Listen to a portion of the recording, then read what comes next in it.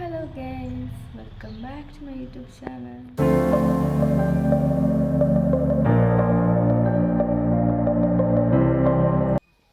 ಕೆಲಸ ಎಲ್ಲ ಮಾಡಿ ಆಯಿತು.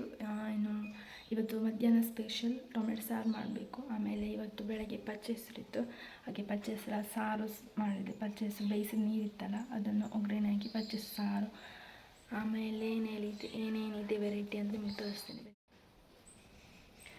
ಸೊ ನಮ್ಮಲ್ಲಿ ಇವತ್ತು ಪಚ್ಚೆಸರು ತಿಂಡಿಗೆ ಇದ್ದಾಗ ಪಚ್ಚೆಸರು ಸಾರು ಸಹ ತೆಗೆದಿಡ್ತೇವೆ, ಕುಡಿಲಿಕ್ಕೆ ಒಳ್ಳೆ ಆಗ್ತದೆ.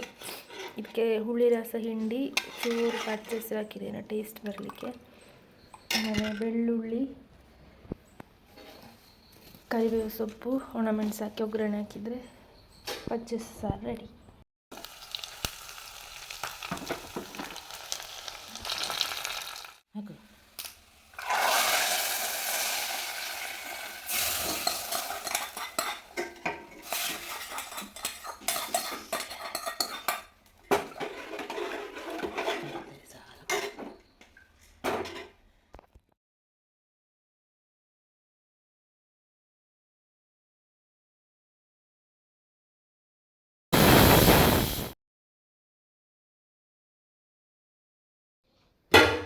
ಇದು ಟೊಮೆಟೊ ಸಾರು, ಆಮೇಲೆ ಇದು ಬೆಳಗಿನ ಚಟ್ನಿ, ಇದು ಪಚ್ಚೆಸರು ಸಾರು, ಇದು ನಿನ್ನೆದು, ಇದು ಪಚ್ಚೆಸರು.